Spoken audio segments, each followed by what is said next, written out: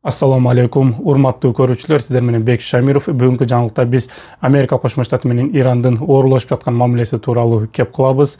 Жана Россия оор абалда экендигин, Россия СССР сыяктуу жоюлуп кетиши мүмкүн экендиги тууралуу маалымат чыкты. Аны кеп кылабыз. Жана мындан сырткары Түркиянын президенти Сауд Арабия, Пакистан, Түркия ортосундагы аскердик келишим кандай иштегендигин айткандыгы тууралуу кеп кылабыз. Израилдин министринин Газадагы адамдардын ар бирини өлтүрүүсү керек деген видеосу тарап кетти. Дал ушул видеого да токтолобуз. Жана жакынкы чыгыштагы араб мамлекеттери Дональд Трамптын Ирандагы жүргүзүп жаткан согушуга нааразы болуп, Америка Кошмо Штатынын аскердик базаларынан баш тартууну сүйлөшүп жатат деген маалымат тарады. Бул тууралуу да кеп кылабыз.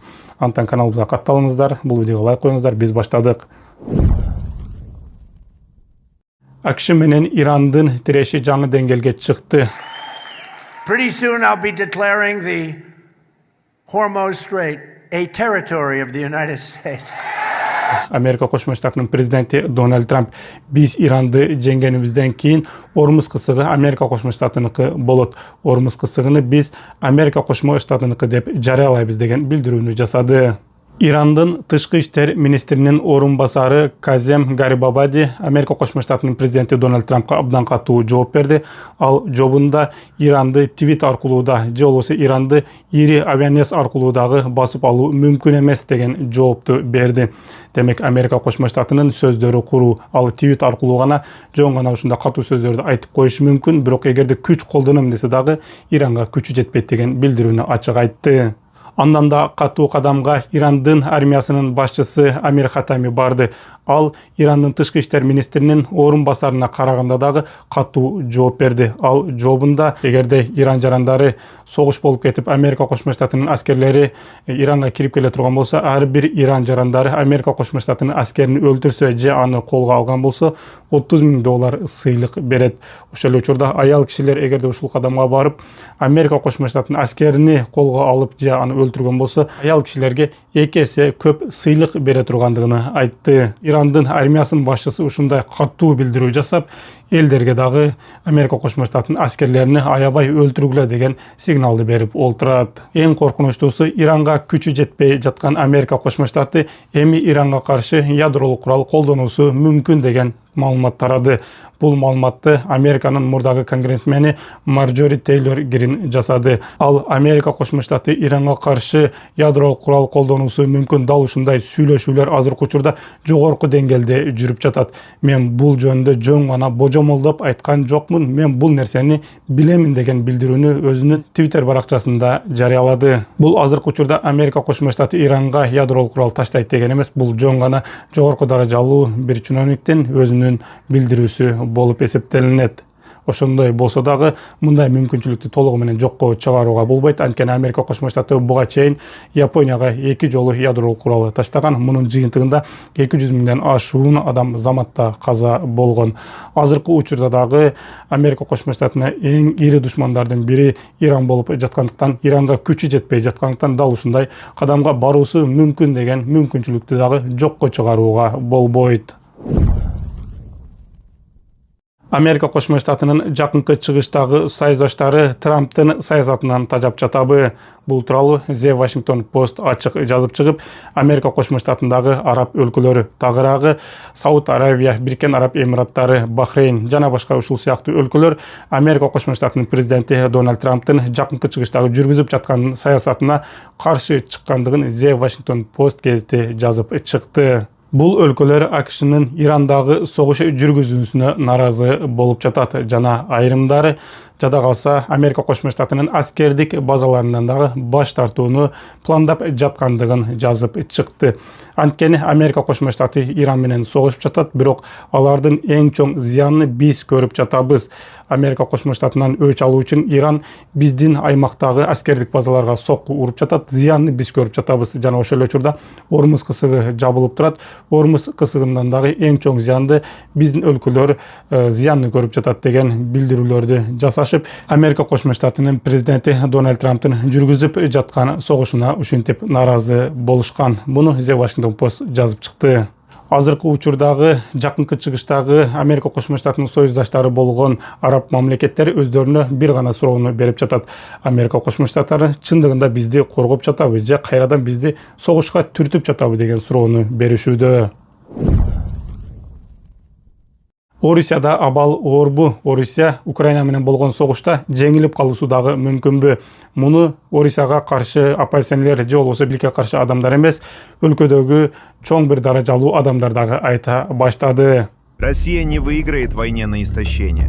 Социальный кризис неизбежен. Инвестиции упали, никакого роста нет. Эту правду озвучил экономист Андрей Клепач во время своего доклада. Веб мамлекеттик корпорациясынын башкы экономисти Андрей Клепач Орусия Украина менен болгон алыстагы согушка Украинаны батыш колдоп турган учурда Орусия жеңилип калуусу мүмкүн экендигин айтты.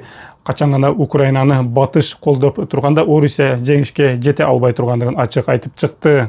Анын айтымында Орусия экономикасы 2023-2024 жылдардагы согуштан кийин Орусиянын экономикасы жайлай баштады. Жаңы инвестициялар келген жок.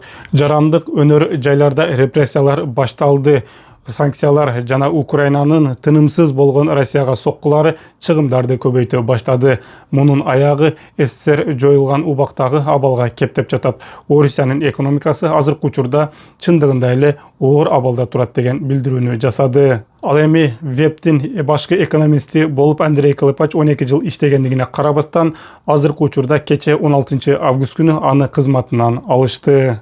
Демек, Орусия ичинде дагы согушка каршы чыккан адамдар, согуштун кесепетине айткан адамдар чыга баштады. Булар жөн эле көчөдөгү адамдар же оппозиционерлер эмес, булар мамлекеттик кызматтарда жогорку деңгээлде иштеп келген адамдардын бири болду. Бирок мындай адамдарды заматта ишинен кетирип, согушка каршы чыккан же болбосо Орусиянын алсыз тарабыны айткан адамдарды ушинтип жазалап жаткандай көрүнөт. Бул Орусия сөзсүз кыйрайт деген сөз эмес, же болбосо Орусия чындыгында эле алсыз деген сөз эмес.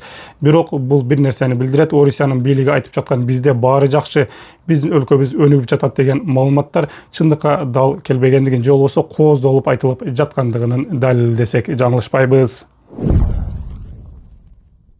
Урматтуу Москва шаарындагы мекендештер, эгерде сизди тиш оорусу тынчсыздандырып жатса, анда сизге Умбем клиникасын сунуштайбыз. Стоматология заманбап техникалык каражаттар жана материалдар менен камсыздалган. Жогорку даражадагы адистер өз ишинин сапатына кепилдик беришет. Хирургиялык стоматология, тиштерди кооздоп калыбына келтирүү, кандай гана оор абалдагы тиш болбосун, оорутпай алып салабыз, жулабыз. Тиштерди кесипкөй чеберчиликте, гигиеналык тазалоодон өткөрөбүз. Брекет системабыз да бар. Имплантация жасайбыз. Металлокерамика, цирконий жана башка түрлөрдү колдонуу менен сиз каалаган сапатта тиштериңиздерди оңдоп түзөп, салып жана тазалап беребиз. Биздин дарек Москва шаары, ВДНХ метросу, Кондратюка көчөсү 2, байланыш номеру +7 925 103 22 55.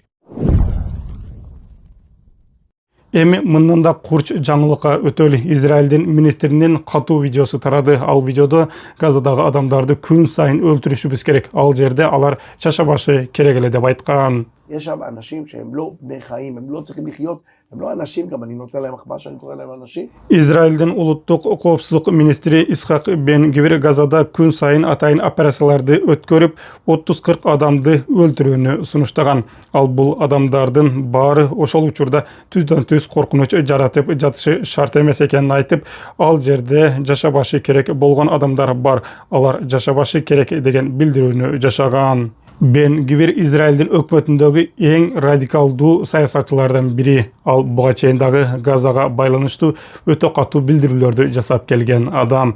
Эң башкы суроо, эгерде башка өлкөнүн министри ушундай билдирүүнү жасаган болсо, ага батыш заматта санкцияларды салмак. Эмнегедир Израилдин министрлери ушундай билдирүүлөрдү, оор билдирүүлөрдү жасап олтурат. Күн сайын биз Газадагы адамдарды өлтүрүшүбүз керек деген билдирүүлөрдү жасап олтурат. Бирок эмнегедир батыш муну көрмөксөнгө салып, эч кандай санкция салган жок. Мына ушул суроо көпчүлүктүн арасында ачык бойдон калууда жана бул суроого эч ким жооп ала албай келүүдө.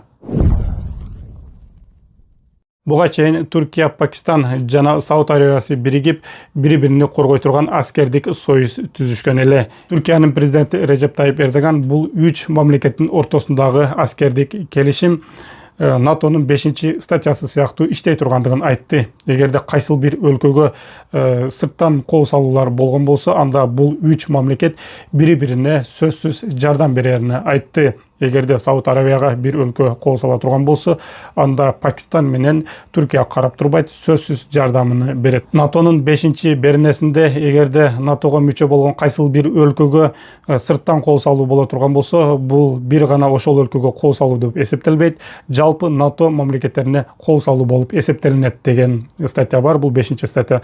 Дал ушундай статьяда бүгүнкү күндө Түркиянын жана Сауд Аравиянын Пакистандын ортосундагы түзүлгөн келишимдеги иштей тургандыгын Түркиянын президенти Режеп Тайип Эрдоган айтып билдирди. Эң кызыгы, Түркия болсо бүгүнкү күндө өзү баш болуп НАТОго мүчө болуп турат. Сауд Аравия болсо Америка Кошмо Штаты тарабынан корголуп келет. Пакистан болсо өзүнчө коргонуп келет. Бирок ошол эле учурда бул 3 мамлекет бири-бири менен биригип жатат. Эгер мусулман мамлекеттер ушинтип биригип өздөрү НАТОну түзгөн болсо, келечекте мусулмандар дагы эң күчтүү аскердик альянска айланышы мүмкүн. Мусулмандарга дагы башка чет өлкөдөн келип, башка бирөөлөр тийбей калуусу мүмкүн. Бүгүнкү күндө дал ушул мусулмандардын НАТОсунун башында Сауд Аравия, Түркия жана Пакистан турат. Достор, биздин жаңылыктар соңуна чыкты. Бул видеого бир мага жакты белгисин коюңуздар жана бул видеону башкалар менен да бөлүшүңүздөр. Кийинки видеолорду калтырбай көрүү үчүн каналыбызга катталып кетиңиздер. Сиздер менен Бекиш Шамиров болду. Кийинки жаңылыктардан көрүшкөнгө чейин аман болуңуздар.